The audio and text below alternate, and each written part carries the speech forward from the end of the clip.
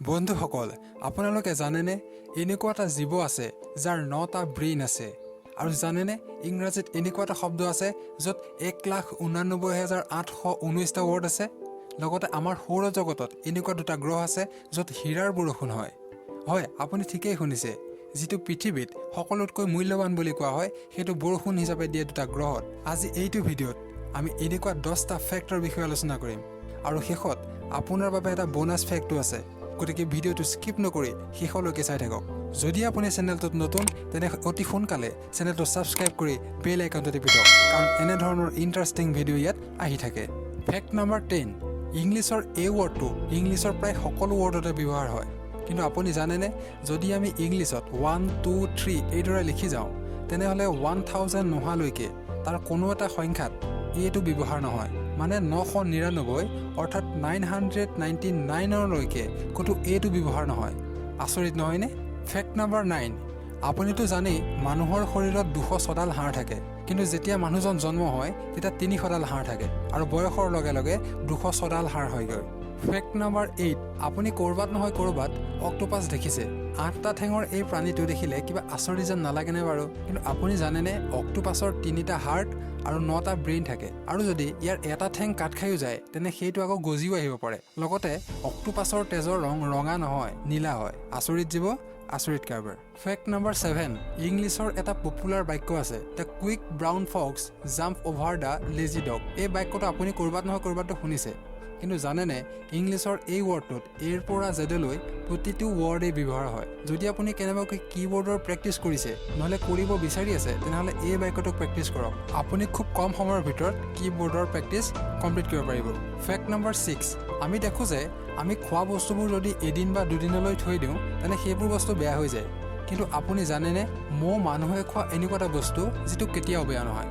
বহু বছৰ পুৰণি মৌ হ'লেও আপুনি কোনো ভয় নকৰাকৈ এইটো ধুনীয়াকৈ খাব পাৰে। ফেক্ট নম্বৰ 5, আমিতো জানোৱে যে প্ৰতিজন মানুহৰ ফিংগাৰ প্ৰিণ্ট বেলেগ বেলেগ হয়, কিন্তু ফিংগাৰ প্ৰিণ্টৰ দৰে মানুহৰ জিভাৰ প্ৰিণ্টটো বেলেগ বেলেগ হয়। ফেক্ট নম্বৰ 4, আপুনি জানেনে ইংলিছত এনেকুৱা এটা ৱৰ্ড আছে য'ত 1,89,819টা ৱৰ্ড আছে আৰু ইয়াক ইংৰাজীৰ সকলোতকৈ দীঘল শব্দ বুলি কোৱা হয়। যদি এইটো ৱৰ্ড মই এতিয়া ক'বলৈ আৰম্ভ কৰোঁ তেনে হয়তো মোৰ কালিলৈও কৈ শেষ নহ'বগৈ। গতিকে সময়ৰ ওপৰত লক্ষ্য ৰাখি সেইটো আজি মই নকোৱাই ভাল হ'ব। আৰু এইটো ৱৰ্ড চাবলৈ আপুনি গুগল কৰি ল'ব পাৰে, যিটো প্ৰটিনৰ এটা কেমিকেল নাম হয়। আপুনি এইটো ডিক্সনেৰীত কিন্তু বিচাৰি নাপায়, কিন্তু ডিক্সনেৰীত পোৱা আটাইতকৈ দীঘল ইংলিছ ৱৰ্ডটোত 45টা ৱৰ্ড আছে, আৰু সেইটো হৈছে নিউমনো আল্ট্ৰা মাইক্ৰস্কোপিক চিলিকোভল কেন'কনিওচিছ। কেন'কনিওচিছ ক'বলৈ বহুত টান, এবাৰ নিজে কৈ চাবচোন, তেতিয়াহে গম পাব। ফেক্ট নম্বৰ 3, যদি আমাৰ ঘৰত মকৰা জাল দেখোঁ তেতিয়া আমি সেইবোৰ ভাঙি চিঙি ধ্বংস কৰি দিওঁ। কিন্তু জানেনে প্ৰাচীন গ্ৰীচ আৰু ৰোমত সেইবোৰক ডক্তৰৰ দ্বাৰা বেণ্ডেজ কৰিবলৈ ব্যৱহাৰ কৰিছিল। তেওঁলোকৰ মতে মকৰা জালত প্ৰাকৃতিক এণ্টিছেপ্টিক আৰু এণ্টিফাংগেল প্ৰপাৰ্টি আছে, যিবোৰে কটা চিঙা ঘাঁহ টুকুৰা চাফা কৰি ৰখাত আৰু ইনফেকশ্যন হোৱাৰ পৰা বচাই ৰাখে। ফেক্ট নম্বৰ 2, আমি যে প্ৰায়ে কওঁ আজি ছাৰ্ভাৰ ডাউন, আজি এইটো ছাইটত পূৰা ট্ৰেফিক হৈছে যাৰ বাবে হেং মাৰিছে কওঁ ন, কিন্তু আপোনাৰ মোবাইলত কেতিয়াবা গুগলে হেং মাৰিছেনে? নাই হোৱা চাগে। কিন্তু জানেনে বিশ্বত প্ৰথমবাৰৰ বাবে এনেধৰণৰ জায়েণ্ট ৱেবছাইট যেনে গুগল, উইকিপিডিয়া, টুইটাৰ এইসমূহে 2009 চনৰ 25 জুন তাৰিখে হেং মাৰি গৈছিল। কিয় জানেনে? সেইদিনা বিশ্ববিখ্যাত পপ ছিংগাৰ মাইকেল জেকছনৰ মৃত্যু হৈছিল। সেইদিনা ইমান মানুহে তেওঁৰ বিষয়ে জানিবলৈ এইসমূহ ছাইট ব্যৱহাৰ কৰিছিল যে এই ছাইটবোৰ হেং মাৰি গৈছিল।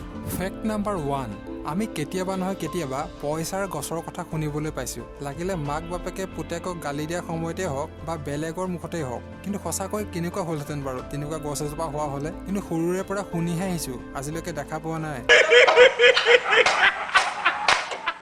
কিন্তু জানেনে আমাৰ সৌৰজগতত বৃহস্পতি আৰু শনি গ্ৰহত হীৰাৰ বৰষুণ হয়। আচলতে এই দুটা গ্ৰহৰ বাতাবৰণত প্ৰচুৰ পৰিমাণে কাৰ্বন পোৱা যায়, আৰু যেতিয়া ইয়াত বিজুলী ঢেৰেকনি পৰে তেতিয়া সেইবোৰ টান হৈ পৰে আৰু তাৰ এটমস্ফেৰিক প্ৰেছাৰৰ বাবে সেইবোৰ হীৰাৰ ৰূপ লয় আৰু বৰষুণৰ দৰে পৰিবলৈ ধৰে।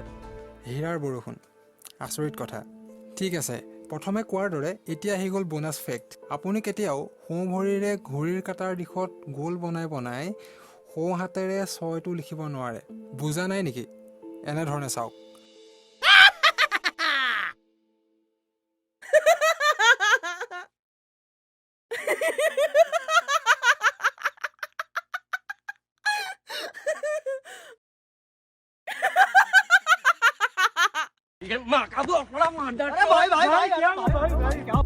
যদি আজিৰ ভিডিঅ'টি ভাল লাগিল ভিডিঅ'টোত এটা লাইক কৰিব আৰু এনেধৰণৰ ভিডিঅ'ৰ বাবে চেনেলটো ছাবস্ক্ৰাইব কৰি ৰাখিব এনেকুৱাও কিছুমান ভিডিঅ' লৈ আকৌ আহি আছোঁ গতিকে ভিডিঅ'টো শেষলৈকে চোৱাৰ বাবে বহুত বহুত ধন্যবাদ